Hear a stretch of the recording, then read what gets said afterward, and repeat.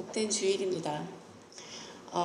저에게 코비드 기간을 한 글자로 얘기하면 송구스럽지만 고단함입니다. 작년 3월 중순 이후에 코비드 이제 그게 뉴스화되고 또 실제적으로 이제 모든 그런 상황들이 경계를 받기 시작했을 때 제가 이제 이사를 새로 했었고요. 그리고 아이들이 이사하자마자 이런 사회적인 변화가 생겼기 때문에 학교를 가지 못하고 집에 있어야 되는 그런 상황이었어요. 그러니까 새 집으로 이사 왔는데 아직 그 집에 적응이 안 된 상황에서 아이들이 그렇게 집에 머물러 있어야만 했었고, 또 둘째 아이가 졸업을 해야 됐었는데 그 졸업하고 연관되어 있던 모든 그 아이들이 좋아하는 행사들이 전부 다 줄줄이 캔슬이 되고, 또 그런 이제 졸업을 위한 어떤 어워드 세레모니나 그런 그레듀에이션 행사들이 전부 다 벌처로 그렇게 끝나는 상황이었어요. 그러니까 굉장히 어수선하고 이렇게 적응이 안 되는 그런 기간들을 보내고 있었고, 또 저 개인적으로는 또 회사의 일들이 굉장히 낯선 일들이 이제 오기 시작한 거죠. 코비드로 인해서 이제 뭐 들어보신 분들은 아시겠지만 그 PPP 론이라든지 뭐 SBA 론, 뭐 EIDL 론 이런 것들을 회사에서 진행을 해야만 했어요. 그 정부에서 이제 스티뮬러스 그 비상 대책 자원금을 지원하는 과정 때문에. 근데 제가 그 입사를 하게 된 그 회사가 그 오래전에 다녔던 한 8년 정도 다녔던 회사를 그만두고 새로 직장을 구하고 1년 후에 이제 이 코비드 상황이 벌어진 거죠. 그래서 회사도 잘 적응이 좀 마무리돼가는 과정에 이런 일들을 다시 새롭게 해야 됐었는데, 그동안 제가 사회생활을 했었을 때는 굉장히 자신감을 가지고 했었어요. 그리고 못났지만 나름대로 더 적극적으로 임하고 또 남보다 더 앞서 나가기 위해서 정보들을 나름대로 수집하고, 그런 것들이 그동안 직장 생활에서는 이렇게 잘 발휘가 됐었는데, 새로 들어온 직장에서는 저보다 날고기는 사람들이 너무 많았던 거예요. 그래서 그 사람들과 대면을 하면서 제 자신이 깨져나가는 부분들이 너무나 많이 부딪히고, 또 제가 낙심하고 제가 굉장히 부끄러워지고 그런 것들을 접하게 됐습니다. 그런 과정을 통하면서 그동안에 제가 굉장히 교만하게 살아왔구나, 제 정신적으로든 저 자신을, 제 자아를 너무 믿고 살았구나라는 거를 깨달아 가고 있는 중이에요. 그러니까 지금도 굉장히 마찰이 많은데, 그 마찰을 통해서 하나님께서 저한테 주시고자 하시는 게 무엇일까? 매일같이 기도하면서 지냈는데 사실은 답을 못 찾겠더라고요. 왜냐하면 너무 길어지니까. 어느 정도 선에 왔을 때 제가 그것을 소화할 수 있는 그런 것들을 항상 이렇게 마무리 져가면서 그동안 인생을 살았던 것 같은데, 지금은 계속 to be continue예요. 모든 진행 상황들이. 그래서 코비드 기간 동안에 간증을 제가 준비를 하면서 기도 속에 제가 느낀 것은 결국은 저한테 하나님께서 주시고자 하는 것이 성령의 열매라는 결론을 내렸습니다. 성령의 열매는 사랑과 희락과 화평과 오래 참음과 자비와 양성과 충성과 온유와 절제니 이 같은 것을 금지할 법이 없느니라. 이 말씀을 저에게 주시고 있는 과정이라고 생각합니다. 아직도 흉내를 내고 있는 거죠. 주님이 이 말씀을 주셨으니까 이 말씀 안에 제가 처한 상황들을 끼워 맞추는, 어쩌면 흉내를 내고 있는 중인데, 그 흉내마저도 하나님께서 귀하게 쓰시고 또 그 안에서 정말 진실된 깨달음을 주실 것이라고 생각을 해요. 제 제 셀폰의 전화에 보면 좀 우스갯소리지만 저희 남편부터 시작해서 이 성령의 열매에 해당하는 이름들로 바꿔놨습니다. 왜냐하면 그분들하고 대화를 할 적에 또는 전화를 받았을 적에 제가 전화를 걸 적에 이런 마음을 품고 그분을 대하기 위한 저의 나름대로의 방법을 선택을 한 거죠. 그래서 지금 가정을 통해서는 제가 이제 뭐 사랑은 정말 모든 것을 감싸기 때문에 사랑이 기본 넘버원, 그건 그냥 프라이어리티라서 카운트를 할 수가 없고, 저희 가정을 봤을 때는 온유와 희락과 화평을 제가 주고자 그 마음을 가지고 있고, 그 회사에 넘버 1, 2, 3, 4 인물이 있으세요. 저를 힘들게 하는 그분들에게는 제가 뭐 양성 또는 절제, 오래 참음 이런 이름을 두고 그렇게 마음을 쓰고 있습니다. 근데 이제 제가 겪으면서 지금도 의지하게 되는 게 결국은 성령님이에요. 이런 성령의 열매를 맺는다라는 것은 저의 개인적인 노력으로는 되지 않는다라는 거를 그냥 만세 손들게 만들고 있습니다. 성령님 아니면 이 열매를 맺을 수가 없다라는 것을 제가 몸소 지금 체험하고 있는 중이고, 그것을 위해서 결국은 기도밖에 없는 거죠. 아침에 일어나서도 기도, 그 사람을 만날 때도 기도, 또 하루를 마감할 때도 오늘 내가 어떻게 성령님께 의지했는지를 점검하게 되는 그런 시간들을 보내고 있습니다. 그러다 보니 이 성령의 열매 다음 구절에 나오는 성경 말씀을 보면, 그리스도 예수의 사람들은 육체와 함께 그 정욕과 탐심을 십자가에 못 박았느니라. 만일 우리가 성령으로 살면 또한 성령으로 행할지니 헛된 영광을 구하여 서로 노엽게 하거나 서로 투기하지 말지니라. 이 말씀이 저에게 이해가 되는 거예요. 가슴 깊이. 그래서 나이가 들고 육신적으로도 굉장히 많이 허약해진다라는 거를 제가 느끼지만, 그만큼 하나님께서 깊이를 더 깊게 하신다라는 거를 느끼게 됩니다. 너무 감사하고, 또 아직까지도 진행 과정에 있지만 이것이 어떠한 열매로 저에게 주어질지 계속 성령님께 의지하면서 살도록 하겠습니다. 감사합니다.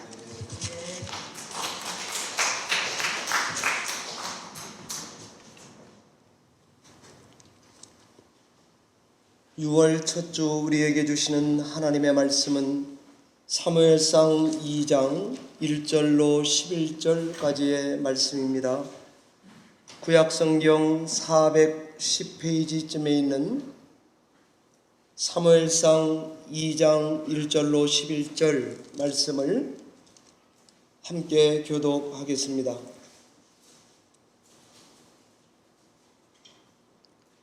하나님의 말씀입니다. 한나가 기도하여 이르되 내 마음이 여호와로 말미암아 즐거워하며 내 뿔이 여호와로 말미암아 높아졌으며 내 입이 내 원수들을 향하여 크게 열렸으니 이는 내가 주의 구원으로 말미암아 기뻐함이니이다.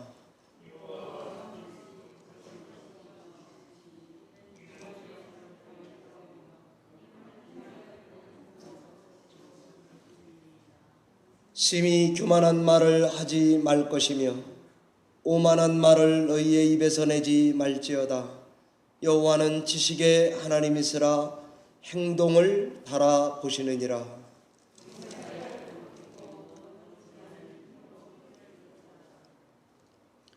풍족하던 자들은 양식을 위하여 품을 팔고 줄이던 자들은 다시 줄이지 아니하도다. 전에 임신하지 못하던 자는 7을 낳았고 많은 자녀를 둔 자는 쇠약하도다.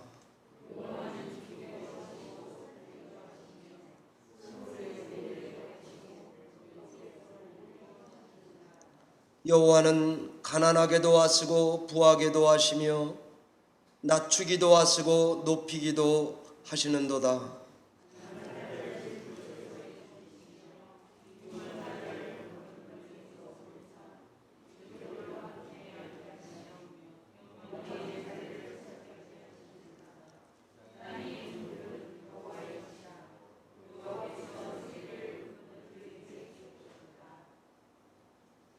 그가 그의 거룩한 자들의 발을 지키실 것이요 악인들을 흑암 중에 잠잠하게 하시리니 힘으로는 이길 사람이 없음이로다.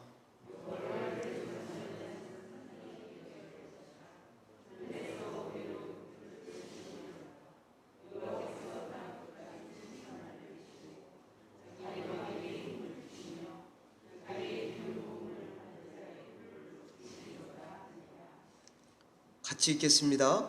엘가나는 라마의 자기 집으로 돌아가고 그 아이는 제사장 엘리 앞에서 여호와를 섬기니라. 아멘. 기도하고 말씀 증거하겠습니다. 살아계신 하나님 아버지, 생명의 말씀을 이 시간 예배 중에 들려주시옵소서. 그래서 그 말씀으로 능히 세상을 이기고 살아갈 수 있도록 은혜 안에 강건케 하여 주시옵소서. 성령의 교통을 의탁하옵고 예수님 이름으로 기도하옵나이다.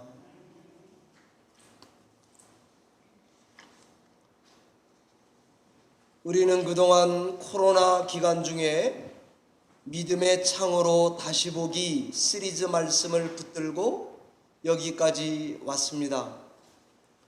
우리 신앙생활에 생명력을 더하기 위해서 예배 중에 성도님들의 간증을 함께 나누면서 왔습니다. 오늘은 우리 조영초 선생님 간증 시간인데 아이들과 함께 시간을 보내서 다음 주에 하기로 해서 간증 없이 예배를 하고 있습니다.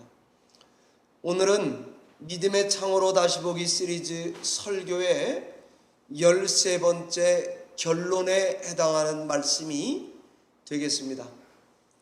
히브리서 저자는 믿음을 이렇게 정의합니다. 믿음은 바라는 것들의 실상이요 보지 못하는 것들의 증거다. 그렇게 하고는 보이지 않지만 하나님의 약속과 말씀을 바라보고 살아온 16명의 사람들을 나열하고 있습니다. 그 다음에 결론은 12장 1절 이하에 있는 믿음의 주요 온전케 하시는 예수 그리스도를 바라보라 라고 강권합니다. 어떤 면에서 현대를 살아가는 저와 여러분은 이 믿음의 용사들과 동일선상에서 서서 그리고 동일하게 신앙에 가고 있는 사람들입니다. 우리도 코로나 기간을 지나오면서 똑같은 믿음을 붙들고 여기까지 왔기 때문입니다. 저는 결론적으로 이 특별한 기간에 우리에게 주시는 하나님의 특별한 말씀은 무엇일까 생각하고는 오늘 말씀 다음 세 가지를 증거하려고 합니다. 첫 번째는 이 말씀을 증거하면서 깨닫게 되는 것은 하나님은 사람을 통해서 일하신다는 사실입니다.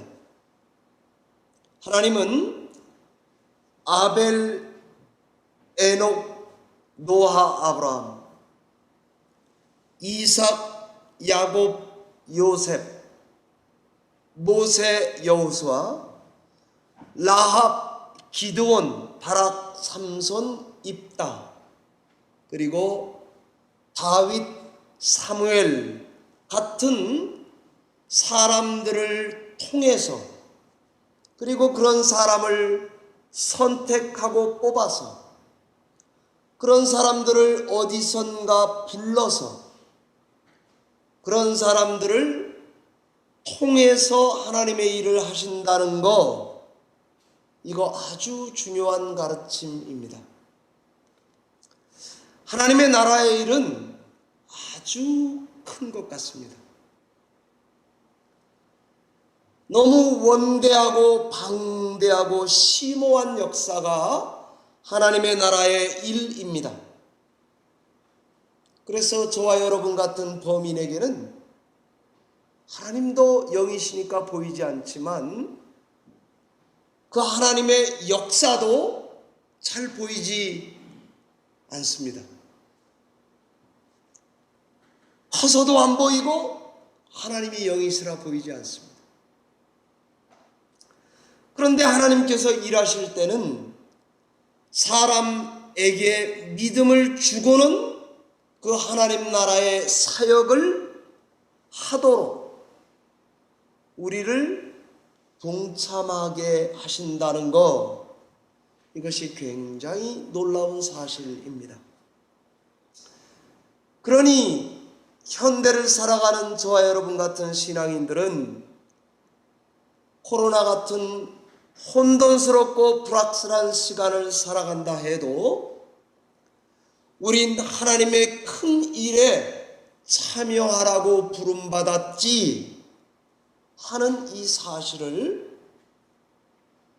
우선 명심하고 신앙에 가야 되겠습니다. 코로나로 인한 사망자 수가 제가 설교 준비하냐고 보니까 통계상으로만 370만이 죽었습니다. 참 많이 그리고 쉽게 죽어갔습니다. 활동 불편합니다. 생활 불안합니다. 장래 불확실합니다.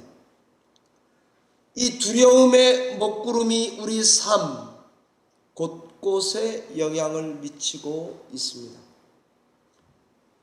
이럴 때일수록 하나님은 사람을 통해서 일한다. 이 사실을 우리는 꽉 붙들고 신앙하셔야 합니다. 이런 분명한 믿음이 있어야 우리 성도님들이 하나님께 부름을 받기 전까지 하나님은 살아계십니다. 하나님은 사랑입니다. 하나님은 당신과 나를 사랑합니다 라고 증거하며 살아갈 수 있는 증인이 되기 때문에 하나님이 사람을 선택하여 일하신다라고 하는 이 믿음을 이 기간에 우리 열린문교회 성도님들이 꼭 갖기를 바랍니다. 두 번째, 이 하나님의 위대한 역사는 어떻게 이루어지는가? 그거는 우리가 우리 삶의 작은 일 앞에 믿음으로 반응할 때 시작되고 성취됩니다. 코로나로 우리는 일상의 소중함을 절감하게 되었습니다. 다 개인이 하나님 앞에 맞대면 해서 신앙에 가야 한다는 것을 특별히 배웠습니다. 모든 세상 사람들이 나랑 멀리 있는 인종, 민족이라고 생각하다가 다 세계 시민이다. 하나님이 만드신 모든 자연이 얼마나 소중한가 하는 것을 깨닫게 된 기간입니다. 이럴 때 우리 성도님들은 우리 일상의 삶의 작은 도전 앞에서도 꼭 믿음으로 반응해야만 합니다. 평범한 일상, 거기에 믿음으로 반응하는 것, 그것이 우리를 다르게 만듭니다. 그럴 때에 하나님 나라의 역사가 이루어져 간다. 그것이 히브리서 저자가 16명의 사람들을 보는 눈입니다. 아벨은 밭에 나가서 일할 때 이미 구별된 성도입니다.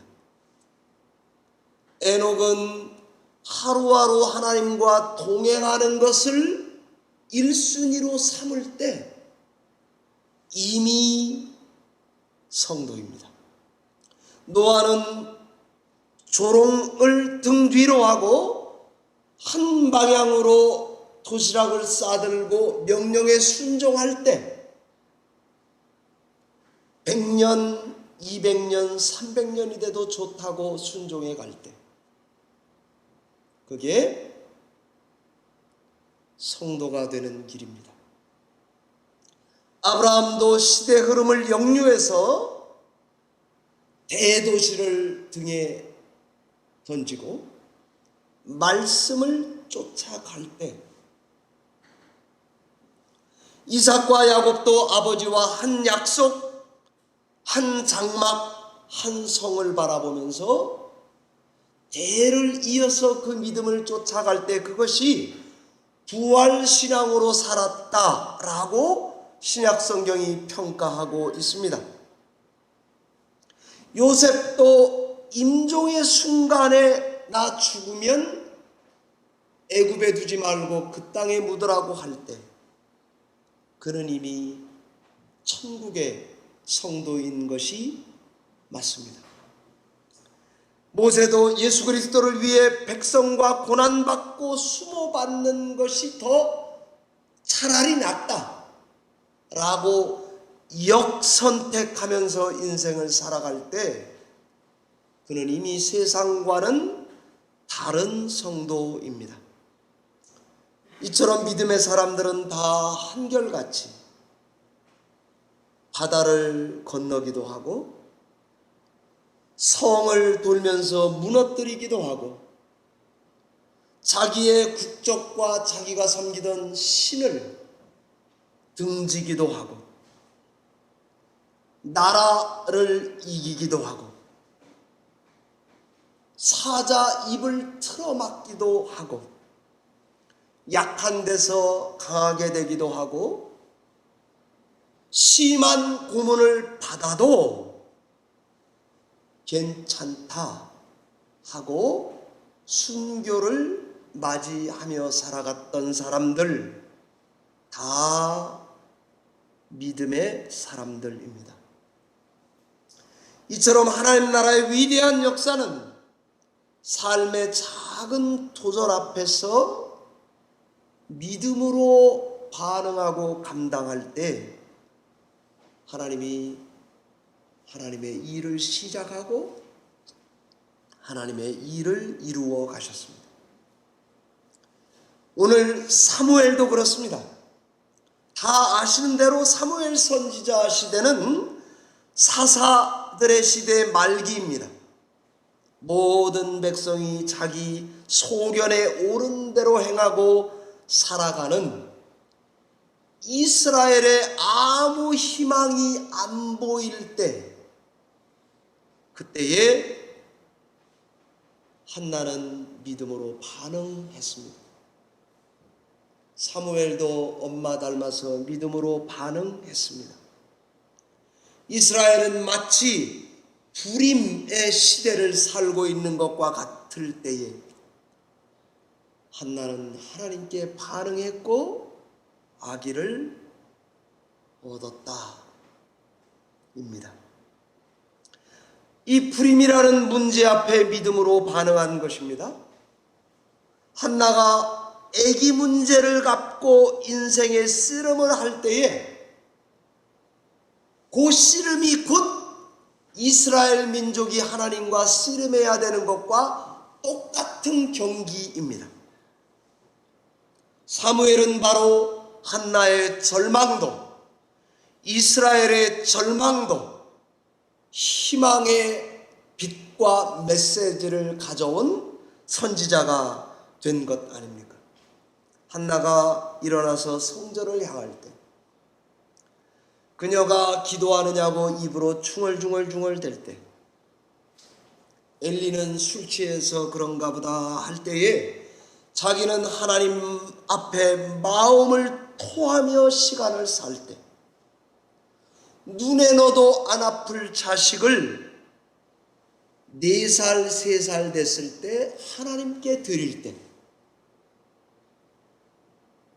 거기서 개인에게도 나라에게도 희망이라고 하는 서광이 비춰온 줄로 믿습니다. 그저 자기 삶의 문제를 믿음으로 반응할 때 하나님은 그의 믿음을 썼습니다. 하나님은 그 사람을 썼습니다. 그리고는 하나님 나라의 거대한 역사를 이루는 일에 한나도 동참하게, 사무엘도 동참하게 그런 영광을 얻게 된 것 아닙니까? 사무엘서는 대부분 다 이런 관점에서, 이런 창으로 시대를 들여다보고 있습니다. 사무엘상 9장은 사울이 왕으로 기름 부음 받을 때도 마찬가지입니다.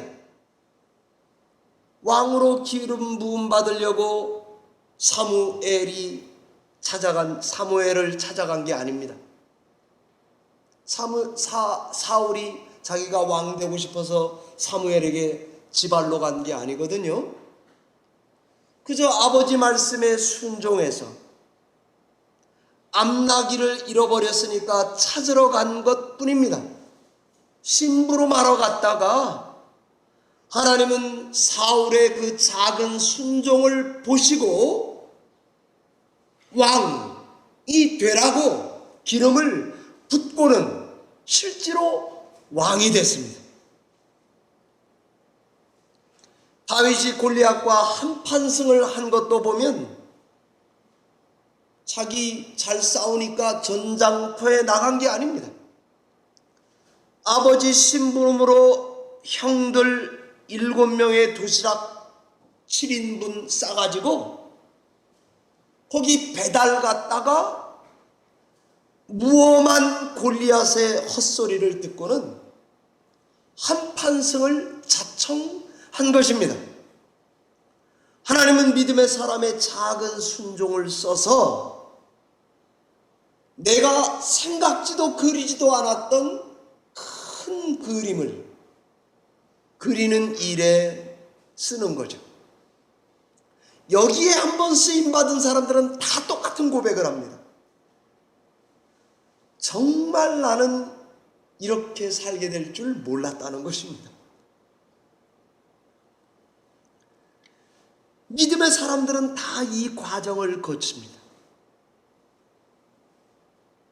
삶의 작은 문제 앞에 믿음으로 반응해 간 사람들, 우리가 기억해야 될 성경의 인물들입니다. 세 번째 말씀을 나누겠습니다. 사무엘을 통해 성도들과 나누고 싶었던 말씀이 저는 바로 이 부분입니다. 믿음의 사람들은 반드시 자기 삶에서 하나님의 뜻을 받아들일 줄 아는, 하나님의 뜻을 기쁘게 동참하고 실천할 줄 아는, 자기 환경을 끌어안을 줄 아는, 하나님과 환경과 사람과 화해와 용납을 할 줄 아는 그런 사람들이 믿음의 사람들이라는 사실입니다. 사무엘 선자를 보시기 바랍니다. 사무엘은 하나님이 세우신 민족의 구원자입니다. 시대가 낳은 걸출한 이스라엘의 정치적, 영적 지도자 분명합니다. 왠가하면 그 시대에 신앙의 부흥을 가져온 입지전적인 인물이 사무엘 아닙니까? 왕을 2사람이나 기름 부어서 배하기도 하고 세우기도 한 인물 사무엘입니다. 이스라엘이란 왕국이 그의 시대에 탄생했습니다. 그는 분명히 나면서부터 남다른 하나님의 선택, 부르심, 사역을 감당한 대단한 인물 맞습니다. 사랑하는 성도 여러분, 그런 그에게도 흠이 하나 있었습니다. 요것만 없으면 폼 잡을 수 있는 흠. 정말 이것만 하나님이 해결해 주면 날아갈 것 같은 자존심. 사무엘도 흠이 있었습니다. 여러분이 다 잘 아시는 자식 농사가 영 꽝입니다.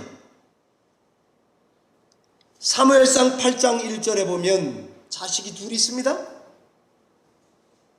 전통에 의해서 아버지의 대를 이어 사사 노릇을 할 것입니다. 장자는 요엘, 둘째 차자는 아비야 있었는데, 성경은 그들이 이런 사람들이라고 적시해 놓고 있습니다. 그들은 아버지의 행위를 따르지 않았다. 뇌물을 잘 받았다. 판결을 굳게 만드는 사사들이었다라고 적시해 놓았습니다. 하나님의 사람 사무엘에게 어떻게 이런 것들이 태어났단 말입니까? 제가 사무엘 명성증 갖고 있는 목사라고 한다면 이놈의 자식들 없었으면 좋겠습니다. 사무엘 자신은 정말 청렴결백한 종 맞습니다. 그러나 그는 아마도 많은 일을 감당하느냐고 바쁘게 살아간 목사였던 것 같습니다. 그래서 베델 집회하러 가요. 그 다음 그 집회 끝나면 길갈 집회하러 가요. 또 거기 집회 끝나면 미스바 집회하러 가요. 그 다음에 한참 집 나와서 집회만 했으니까 다시 집에 기어 들어가야 돼요. 그래서 라마라고 하는 자기 고향집으로 돌아왔어요. 성경은 베델 길과 미스바 라마를 순회하면서 이스라엘 백성을 가르쳤을 뿐만이 아니라 바쁘게 살아간 사무엘이 기록되어 있습니다. 아마 각처를 도느냐고 시간이 없어서 집을 비웠을 거예요. 그래서 이 사무엘 아버지가 자식들에게 해야 될 가정교육이 꼭 필요할 타이밍 때에는 아버지는 바빴어요. 아마 그 집에 엄마는 있었겠죠. 그런데 엄마는 자녀 교육에 별 영향력이 없었던 여자 같습니다.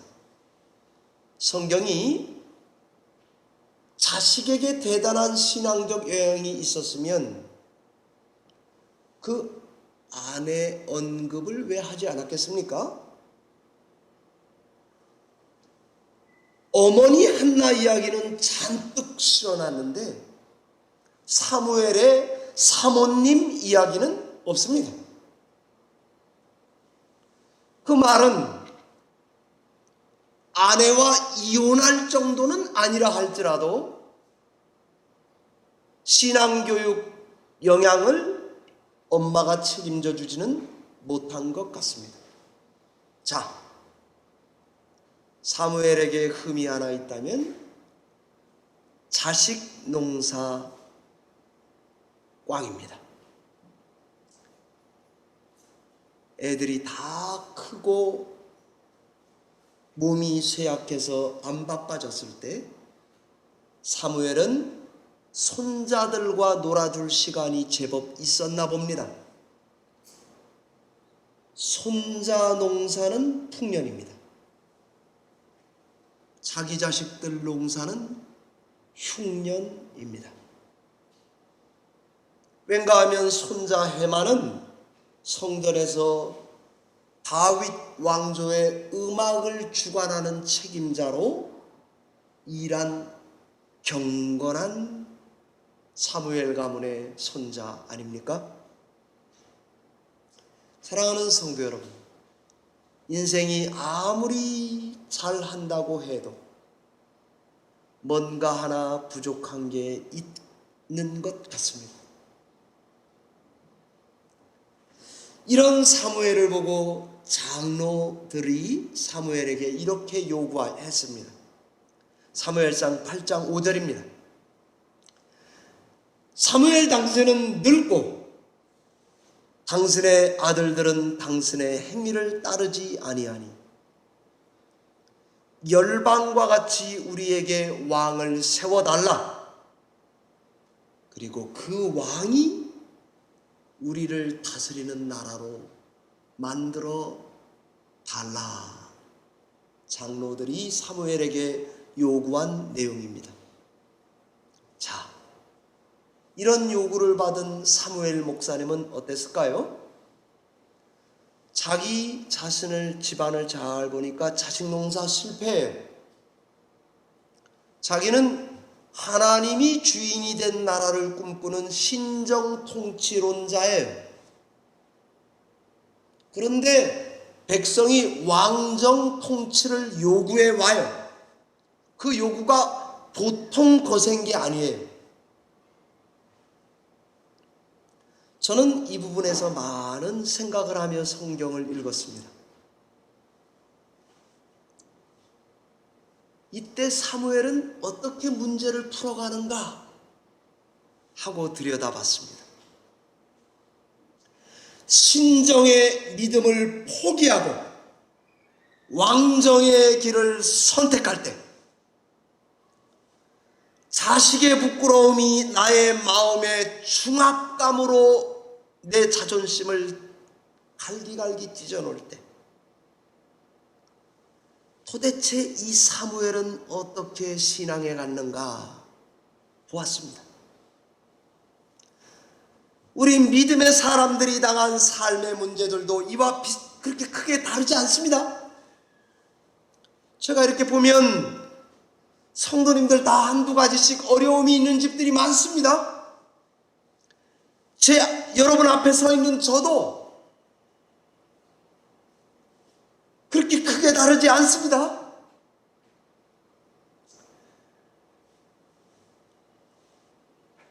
제가 사무엘을 가만히 보니까 이 문제를 가지고 하나님 앞에 나가는 자로 일단 사는 것 같습니다.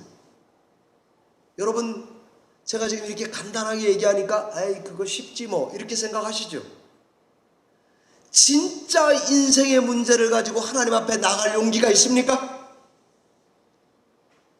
여러분, 진짜 사람 찾아가지 않고 전화줄 잡지 않고 하나님과 단판을 지고 이 문제를 매듭 짓고 죽어야 되겠다, 이런 작심을 하고 예수 믿습니까?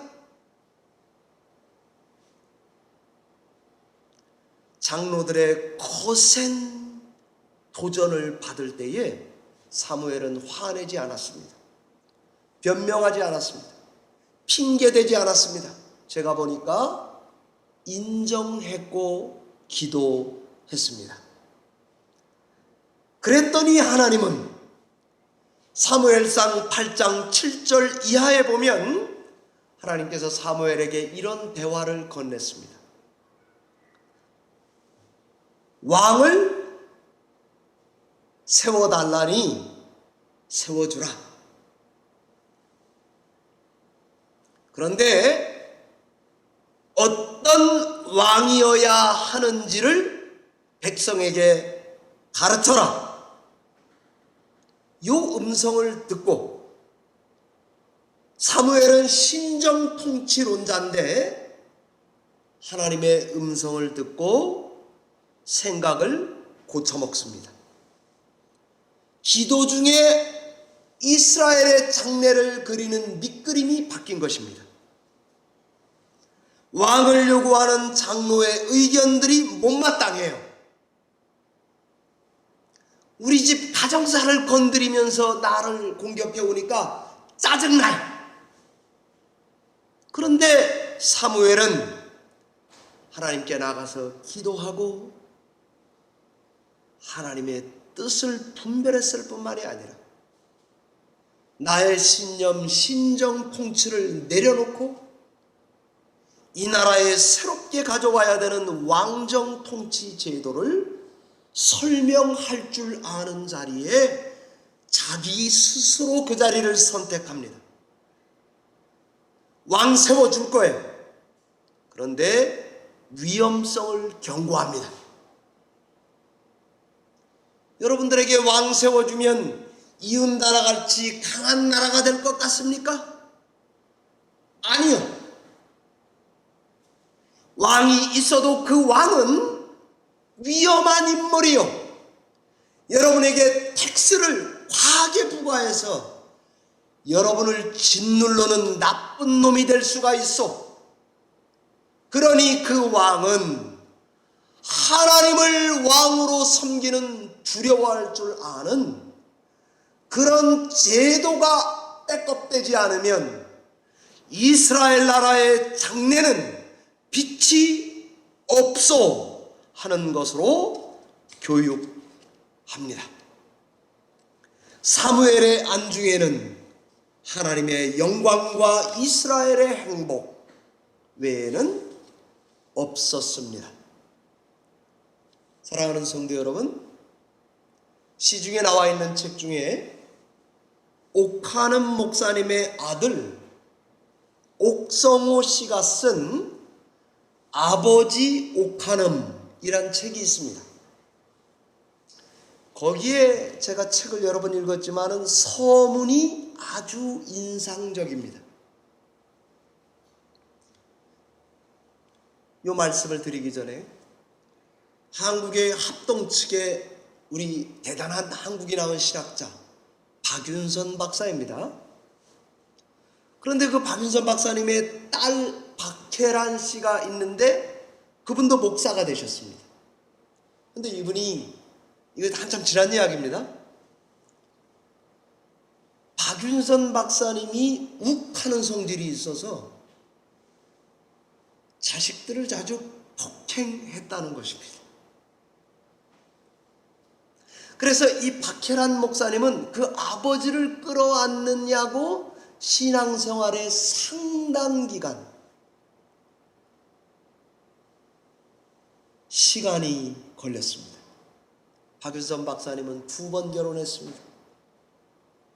박윤선 박사님을 우상처럼 아는 목사님들은 재혼했던 거 아버지가 욱하는 성격 때문에 폭행을 했다고 하는 것을 죽어도 받아들이기 싫어합니다. 팩트입니다.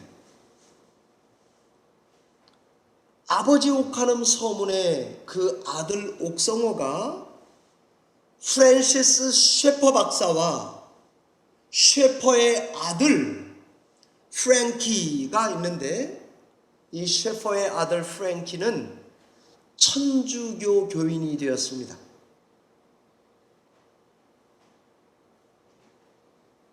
신부가 되었습니다.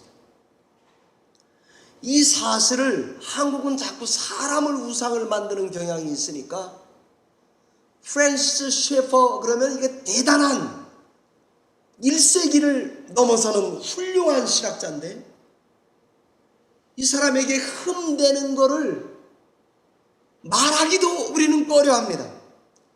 그러나 팩트입니다. 자, 옥하는 목사님의 아들 옥성호 씨가 아버지가 눈물을 흘린 3번의 눈물을 자기가 본 것을 이야기합니다. 첫 번째, 옥하는 목사님이 노년에 일본을, 우상이 득실거리는 일본을 제자훈련하는 데다가 당신의 많은 정력을 거기다 쏟아넣습니다. 제자훈련으로 목사님, 훌륭하신 목사님이시니까. 그런데 그 제자훈련 책임자가 바람이 났습니다. 스캔들이 터졌어요. 그래서 그 소식을 듣자마자 옥하는 목사님이 울었다는 거예요. 이제 제자훈련 그 나라 전도는 망했다. 갈 길이 멀다. 그래서 펑펑 우셨다는 거예요. 그 다음 두 번째, 아버지가 왜 울었냐? 김연아가 금메달 땄을 때 아버지가 울었대요. 야, 우리 연아 대단하다. 제가 그 책 읽으면서 보니까 옥 목사님 성질이 보통이 아니셨을 것 같아요. 세 번째, 목사님이 말년에 암이 걸리셨어요. 서울대병원에 가가지고 치료를 받으면서 목회를 하셨어요. 그때 아들 옥성호가 가까이 있었는데 아빠의 세 번째 눈물을 목격했다고 책에 적었습니다. 아버지가 이렇게 말하더래요. 성호야, 난 인생을 살았다. 난 정말 인생 재미없게 살았다. 왜 내가 이렇게 살았는지 모르겠다. 하고는 성도들 앞에 보인 눈물이 아니고 너 제발 목사 돼달라고 했던 그 아들, 그러나 목사 안 된 그 아들, 내가 죽어갈 때 내 옆을 지키고 있는 그 아들에게 난 재미없게 산 목사라고 울었다는 것입니다. 저는 굉장히 솔직해서 좋았습니다. 그러면서 이 아들이 이렇게 아버지를 위로해줘요. 아버지, 테레사 수녀가 가난하게 인도의 총구석에 일생을 살아도 그는 정말 의미 있게 살아간 거예요. 아버지는 집 교회밖에 모르고 목회만을 위해 살았지만 아버지는 정말 잘 사신 거예요. 그리고 위로해드렸더니 아버지가 그렇겠지 그러더라는 거예요. 자, 이 옥성호 아들이 아버지를 보는 창은 이렇습니다. 아버지는 언제나 식소기도를 하면 지금 밥이 있는데도 교회 성도들 또는 교회 기도하느냐고 기도가 길었다는 것입니다. 한 번도 교회 기도를 빼고 식사 기도를 하신 적이 없다는 것을 기억하더라고요. 그 다음에 두 번째는 여러 가지 있지만 설교 준비에 목숨을 걸고 아빠는 설교 준비했다고 기억하더라고요. 그러면서 나는 아빠를 존경합니다 적었습니다. 자, 신정에서 왕정으로의 타협한 사무엘이 아니라 기도 중에 하나님의 뜻을 깨닫고 실천한 것입니다. 자식 문제 앞에서 장로들께 자기의 약함을 인정하면서도 하나님의 뜻을 구하고 붙들고 살아간 게 사무엘입니다. 우리 삶도 다 아쉬움으로 가득합니다. 자식 문제 있습니다. 동생 문제 있습니다. 부부 문제, 이혼 문제 있습니다. 인간 관계 문제 있습니다. 조금 사는가 싶은데 건강 문제가 있습니다. 남이 용서가 안 돼 마음의 상처가 있습니다. 이게 우리 성도들의 팩트입니다. 그러나 기억하시기 바랍니다. 제가 오늘 이 마지막에 사무엘을 왜 증거하는가? 문제 없는 사람 없습니다. 문제는 그 문제 앞에 내가 어떻게 반응할 것인가 하는 것만이 문제입니다. 저는 사무엘을 통해 우리 열린문 성도님들을 위로하고 싶습니다. 아니, 내가 하나님께 위로받고 싶었습니다.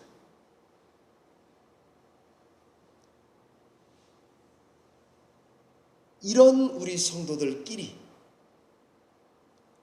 더 뜨겁게 사랑해야 합니다. 더 확실하게 하나님께 나아가셔야 합니다. 여러분, 전에도 제가 말씀드렸습니다. 작년에 우리 집 앞에 텃밭에 깨 농사가 제법 잘 됐습니다. 올해도 뭐들 다 심으셨죠? 말씀도 안 하시는구나. 안 주시려고? 어떤 애는 심으면 잘 돼요. 어떤 애는 심어도 잘 안 돼요. 작년은 굿, 올해는 not good이에요. 그럼 그렇다고 농사 망친 것입니까?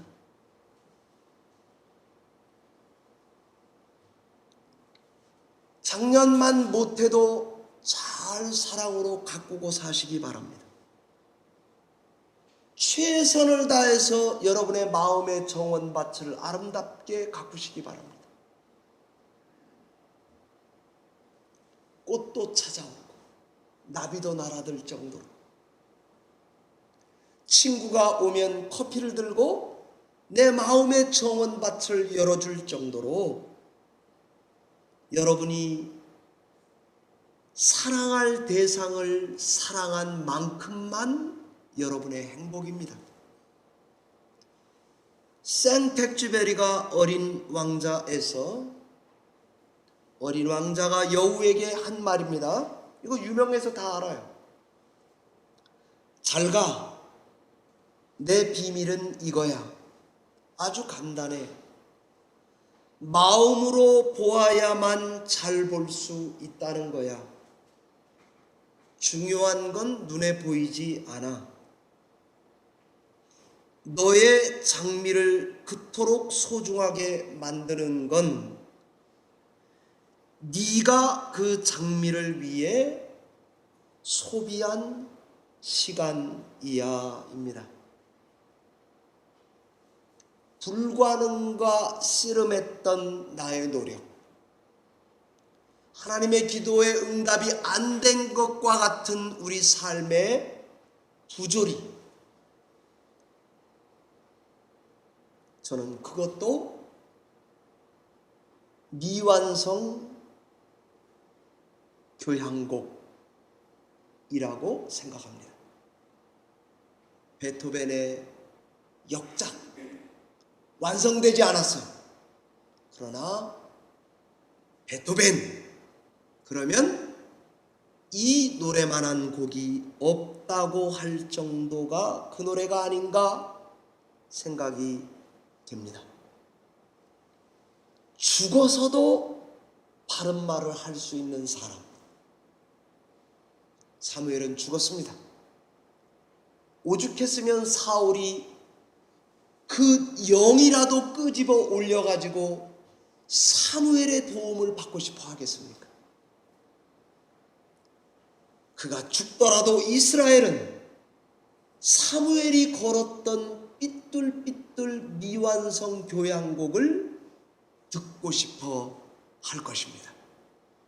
여러분과 제가 예수 믿고 이렇게 살다 언제 죽을지 모릅니다.